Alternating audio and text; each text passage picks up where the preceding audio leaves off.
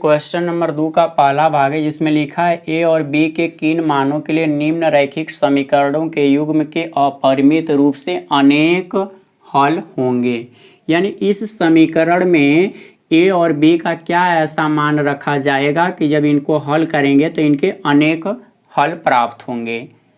तो इन समीकरणों को जब हल करेंगे तो इनके सभी पदों को बाएं साइड में कर लेंगे।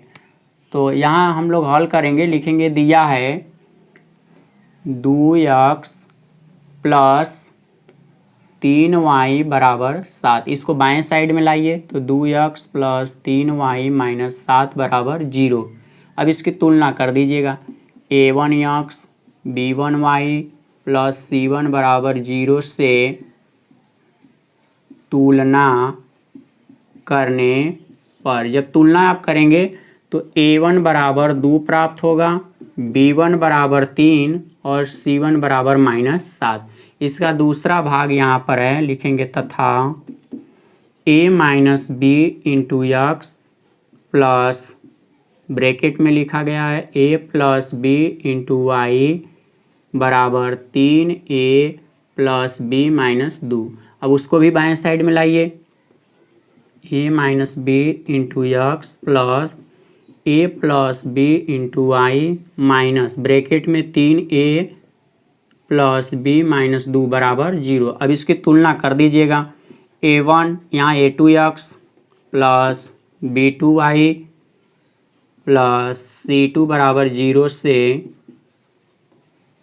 तुलना करने पर जब आप तुलना करेंगे तो a2 का मान जो होगा वह a माइनस बी प्राप्त होगा, b2 का मान a प्लस बी प्राप्त होगा और c2 का मान माइनस में ये पूरा ब्रैकेट है 3a प्लस बी माइनस 2। तो बोला क्या गया शर्त में, अपरिमित रूप से अनेक हल प्राप्त होंगे। तो आप जानते हैं अपरिमित रूप से जब अनेक हल प्राप्त होते हैं तो उस समय लिखा जाएगा यहाँ पहले, चूंकि समीकरण के अपरिमित रूप से अनेक हल प्राप्त हैं। जब इनका अनेक रूप से ये जो हल प्राप्त होगा तो उसकी शर्त होती है a1 बटे के a2 बराबर b1 बटे b2 बराबर c1 बटे c2।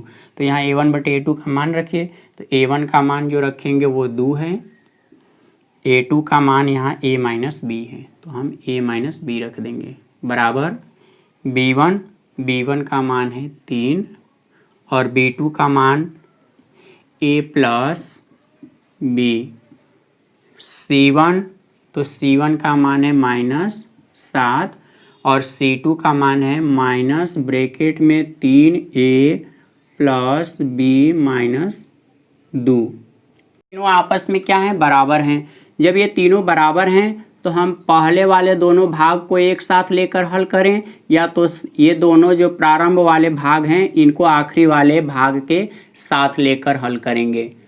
तो सबसे पहले हम यहाँ पर जो प्रारंभ में दोनों भाग हैं इन्हीं को लेकर हल करेंगे। 2 बटे के a माइनस बी बराबर 3 बटे के a प्लस बी। ऐसे इसका क्रॉस ऐसे गुणा कर दीजिए, यहाँ पर गुणा करेंगे तो 2a प्लस 2b हो जाएगा और यहाँ पर गुणा करेंगे तो 3a माइनस 3b। इसमें से जितना a है सबको एक साइड में कर लीजिए और जिसके साथ b है उसको एक साइड में। तो इसको इधर लाएंगे 2a माइनस 3a और इसको दूसरी साइड में कर देंगे -3b माइनस 2b, ऐसे हो जाएंगे। अब इसको जब घटाएंगे तो माइनस में a होगा और यहाँ पर माइनस माइनस जुड़ जाएंगे, माइनस में 5b। अब माइनस से तो माइनस को कैंसिल कर दीजिए, ये गुणा है, अगर इसको दूसरी साइड में भेजेंगे तो इसके बटा में हो जाएगा बराबर b बटे के 1। आप अनुपात का नियम जानते हो, जिस चर राशि के नीचे अचर रहता है वह उसी का मान होता है। तो लिख सकते हैं इसलिए a बराबर 5 और b बराबर क्या हो जाएगा 1, क्योंकि इस राशि के नीचे इतना लिखा गया। आप इस तरह से भी हल कर सकते हैं, नहीं तो देखिए इसको पहले इसके साथ रखेंगे, फिर इसको इसके साथ, दो समीकरण बनेंगे, उसको घटाएंगे, उस तरह से बहुत लंबी प्रक्रिया हो जाएगी। ये दूसरा भाग है, इसमें कहा गया के किस मान के लिए रैखिक समीकरणों के युग्म का कोई हल नहीं है। यहाँ पर दो रैखिक समीकरण युग्म दिए गए हैं, तो पहले वाले समीकरण को जब यहाँ पर लिखेंगे तो इसके सभी पदों को बाएं साइड में कर देंगे, और ये पहला जो समीकरण प्राप्त होगा इसको a1x plus b1y plus c1 बराबर 0 से तुलना करेंगे, और तुलना करने पर देखिए यहाँ पर क्या प्राप्त होगा। a1 बराबर 3, b1 बराबर 1, c1 बराबर -1। इसके बाद यहाँ से दूसरा वाला जो भाग है उसको लिखेंगे यहाँ पर, तथा 2a-1 इंटू x, इस तरह से लिख लेंगे, प्लस ब्रैकेट में k-1 इंटू y बराबर 2k प्लस 1। सभी पदों को एक साइड में करिए, 2k-1 into x plus k-1 into y। इसको जब बाएं साइड में करेंगे तो इसको पूरा ब्रैकेट के साथ ही लिखिएगा, बराबर 0। अब इसकी तुलना करिएगा, a2x plus b2y plus c2 बराबर 0 से तुलना करने पर जब तुलना किया जाएगा तो x के बराबर, इसलिए इनके गुणांक भी आपस में बराबर होंगे। a2 बराबर प्राप्त होगा 2k-1 और b2 बराबर k-1, c2 बराबर माइनस ब्रैकेट में लिखेंगे 2k प्लस 1। शर्त क्या है यहाँ पर, कोई हल नहीं प्राप्त होंगे। तो कोई हल नहीं प्राप्त होने के लिए यहाँ पहले आप भी दर्शा दीजिएगा, चूंकि समीकरण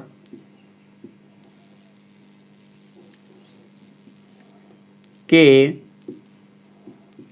कोई हल नहीं है। जब ऐसा होता है तो उसकी शर्त होती है a1 बटे के a2 बराबर b1 बटे के b2 नॉट इक्वल c1 बटे c2। ऐसा होता है, तो इससे मतलब नहीं है, हम इन दोनों को भी लेके हल कर सकते हैं, ठीक। तो a1 का मान 3, इसको हम हटा दे रहे हैं, 3, a2 का मान 2k-1, इसको इस तरह से घेर देंगे ब्रैकेट में, b1 का मान है 1, b2 का मान k-1। ऐसे क्रॉस गुणा दोनों में किया जाएगा। तो इसका गुणा जब यहाँ पर करेंगे तो 3k-3 हो जाएगा, और इसका गुणा इधर करेंगे तो 2k-1। सभी k को एक तरफ कर लीजिए, जिनके साथ k नहीं उनको एक साइड में। 3k, ये प्लस है तो दूसरी साइड में माइनस हो जाएगा, इधर -1 है, इसको दूसरी साइड में करेंगे तो +3। अब इसको हल कर दीजिए, k हो जाएगा, घटाएंगे तो 2, यानी k का मान जो है वह 2 है इस रैखिक समीकरण में। प्रश्न नंबर 3 है, इसमें लिखा गया निम्न रैखिक समीकरणों के युग्मों को प्रतिस्थापन एवं वज्र गुणन विधियों से हल कीजिए। किस विधि को आप उपयुक्त मानते हैं, मतलब इसमें से कौन सी विधि आपको अच्छी लगी, ये लिखना होगा। ये दोनों रैखिक समीकरण के युग्म दिए गए हैं, तो सबसे पहले इनको प्रतिस्थापन विधि से हल करना है। हल करने का मतलब x और y का मान ज्ञात करना है। तो यहाँ पर प्रतिस्थापन विधि में लिख दे रहा हूँ पहले।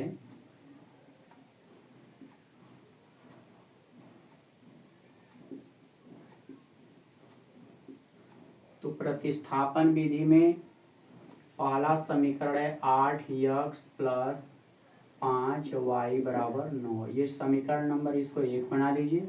दूसरा दिया गया है 3x प्लस 2y बराबर 4। प्रतिस्थापन विधि में होता है कि किसी भी एक समीकरण से एक चर का मान निकाल के दूसरे समीकरण में रख के हल करना। तो यहाँ से हम किसी एक चर का मान निकालेंगे। जैसे हमें यक्स का मान निकालना होगा तो 3x को यहीं पर आने दे रहे हैं और 2y को दूसरी साइड में, ऐसे कर देंगे। जब आपको यक्स का मान निकालना होगा तो ये गुणा तो इसके बटा में भेज दीजिए। समीकरण नंबर 2, यक्स का मान समीकरण 1 में रखने पर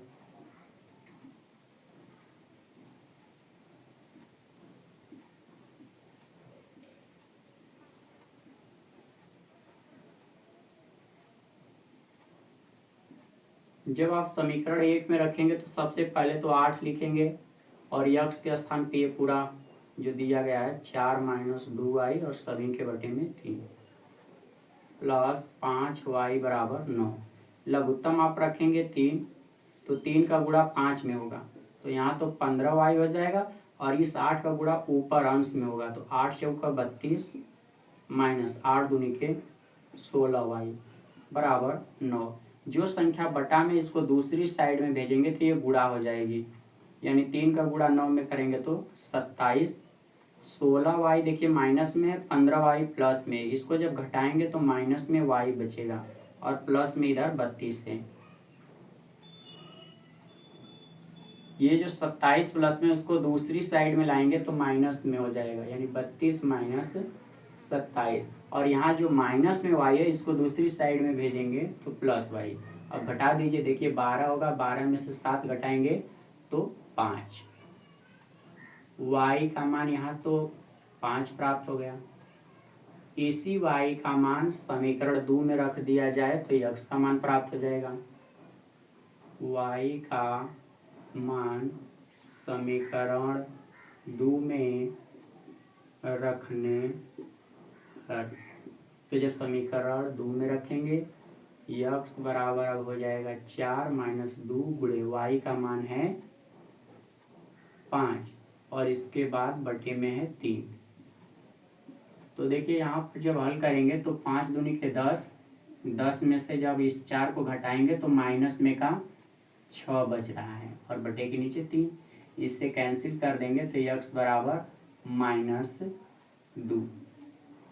तो यहाँ पर प्रतिस्थापन विधि द्वारा x और y के मान ज्ञात हो गए हैं। अब अगला विधि क्या है, वज्र गुणन विधि।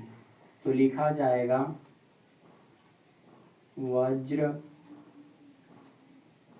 गुणन विधि।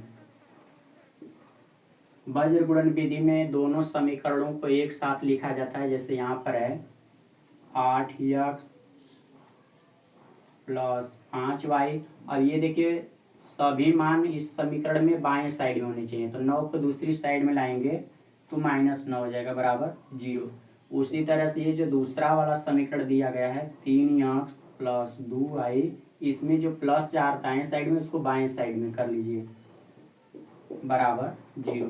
अब यहाँ से हल करेंगे तो सबसे पहले x का मान निकाला जाएगा। तो x का मान निकालने के लिए x को इस तरह से ढक देंगे और जो बाकी संख्याएं बचेंगी उनका क्रॉस गुणा होगा, क्योंकि वज्र गुणन खंड में पहला गुणा जो होता है नीचे होता है और दूसरा गुणा ऊपर होता है, बीच में माइनस चिन्ह, इस तरह से होता है। तो 5 का गुणा जब -4 में करेंगे तो -20 प्राप्त होगा और बीच में माइनस। इसके बाद 2 का गुणा -9 में तो -18 होगा, लेकिन यहाँ जब रखेंगे तो ये भी माइनस है इसलिए +18 हो जाएगा। तो आप ये भी जानते हैं कि पहला भाग प्लस, दूसरा माइनस, फिर तीसरा प्लस होता है। और जब y का मान लेंगे तो ये माइनस में लिया जाएगा। तो y को इस तरह से ढक देंगे, यानी y वाला पद अब छोड़ देना है जब y का मान निकालेंगे। तो इसका गुणा अब यहाँ पर किया जाएगा, क्योंकि पहला गुणा नीचे होगा। तो 4 और 8 का जब गुणा करेंगे तो ये तो -32 प्राप्त होगा, बीच में माइनस चिन्ह। 3 का गुणा -9 में करेंगे -27 होगा, लेकिन यहाँ पर भी माइनस से रखेंगे तो +27 प्राप्त होगा। इसके बाद तीसरा वाला जो पद आएगा वो प्लस में लिखा जाएगा। तो जब अचर की बात आती है तो अचर में यहाँ पर 1 लिखा जाता है। तो अब अचर वाले भाग को छोड़ दिया जाएगा, यहाँ से इसका गुणा करेंगे तो 16, बीच में माइनस चिन्ह, 3 का गुणा 5 में करेंगे तो 15। अब इनको न्यूनतम रूप में हल करना है। तो जब इनको न्यूनतम रूप में हल करेंगे तो देखिए इसके नीचे क्या प्राप्त होगा, बटे के -2, यहाँ -y घटाएंगे जब देखिए 12 है, यहाँ से कर्ज लेगा तो 12 में से जब 7 को घटाएंगे तो 5, लेकिन माइनस में, तो माइनस से माइनस यहाँ भी कैंसिल, यहाँ 1/1 प्राप्त हुआ। यक्स आप देख रहे हैं कि ये तीनों आपस में बराबर हैं, तो पहला वाला भाग भी लास्ट वाले भाग के बराबर होगा और ये जो बीच वाला भाग है ये भी लास्ट वाले भाग के बराबर होगा। तो लिखा जाएगा x/2 बराबर क्या होगा, 1/1, यानी ये दोनों बराबर होंगे तो ऐसे क्रॉस गुणा कर दीजिए, यहाँ गुणा होगा तो x और इसका इधर गुणा करेंगे तो -2, x का मान -2 प्राप्त होगा। उसी तरह बीच वाला भाग भी लास्ट वाले भाग के बराबर होगा, y/5 बराबर 1/1, ऐसे क्रॉस गुणा करिए तो y बराबर 5 प्राप्त होगा। आप मिला लीजिए दोनों तरफ से, कहीं आंसर तो अलग अलग नहीं है। जब आपने प्रतिस्थापन विधि का प्रयोग किया तो y बराबर 5, देखिए यहाँ पर वज्र गुणनखंड विधि में भी निकल गया, और इस तरह से जब इसको हल किए थे तो x का मान -2, वज्र गुणनखंड विधि में भी -2। तो अब आपको ये बताना है कि कौन सी विधि आपको अच्छी लगेगी।